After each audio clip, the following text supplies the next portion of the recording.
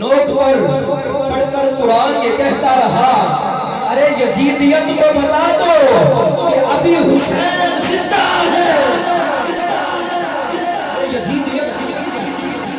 ارے یزیدیت کو بتا دو کہ ابھی حسین زندہ ہے۔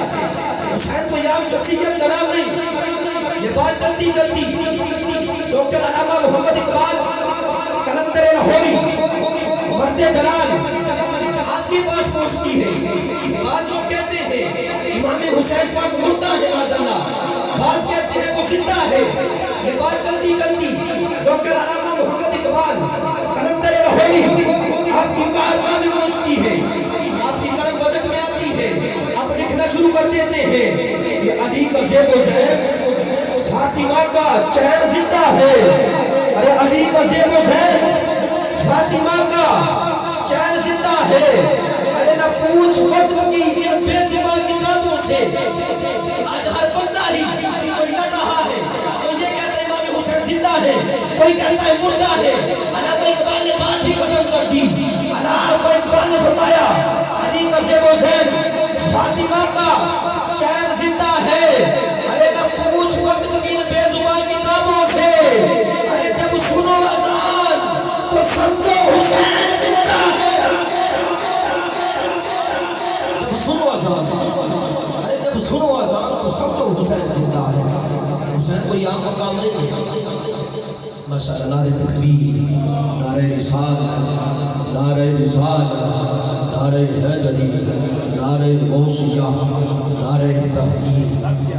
ہمارے درمیان تشریف لائے محترم جناب عزت خان، ماشاءاللہ اللہ نے بھی ان کو بھی عزت سے نوازا ہے۔ میری مراد میرے برادر اندر حافظ محمد غلام مصطفیٰ قادری صاحب، ماشاءاللہ وہ بھی ہمارے درمیان تشریف لا چکے ہیں۔ ان کو بھی دل کے عطا کریں، ان سے خوش آمدید پیش کرتے ہیں۔ امام حسین پاک کو سوچنے کے لیے ہماری سوچوں کا معیار کیسا ہونا چاہیے؟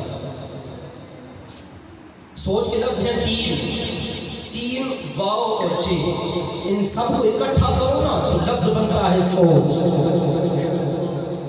سین سلام، سجدہ، سین ساکی، سرور سربر سے سیکھ لو تم، واو وقار وسعت وحید وحدت سے، واو مز کرو تم، چے چمن چمن چرخ چاند چادر چنا سے، چے چنو تم ان سب کے حاصل کو کر کے یکتا، آپ کوثر سے غسل تو تم۔ ارے یہ لفظ بنتا ہے سوچ، تیری فطرت کا زہر کیا ہے؟ ارے یہ لفظ بنتا ہے سوچ، تیری فطرت کا زہر کیا ہے؟ ارے جب اتنی پکیزہ سوچ کر لو، ارے جب اتنی پکیزہ سوچ کر لو تو پھر یہ سوچو کہ حسین،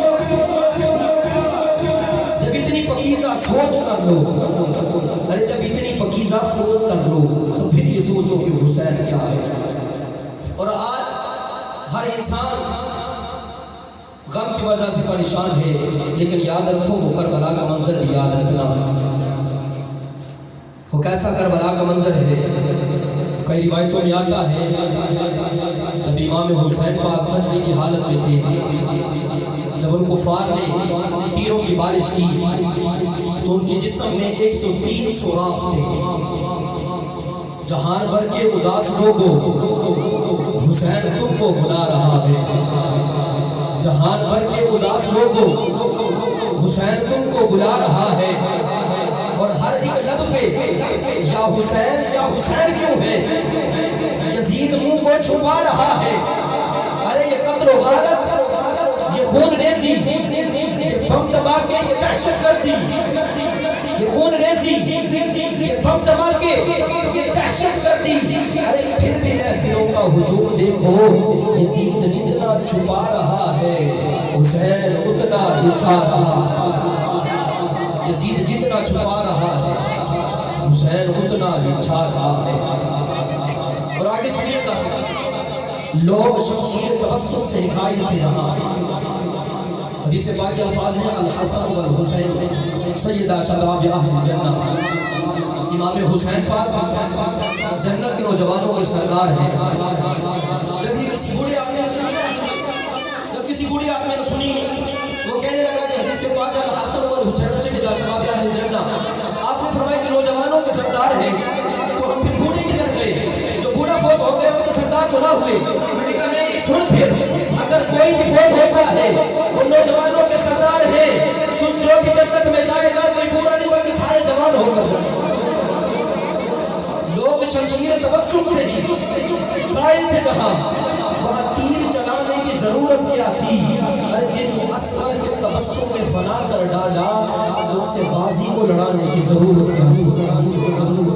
जिनको असगर की तबस्सुम कहते हैं मुस्कुराहट को, जिनको असगर के तबस्सुम में फना कर डाला अरे उनसे बाजी को लड़ाने की जरूरत क्या थी।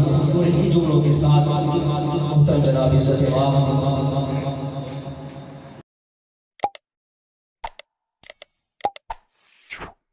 Allah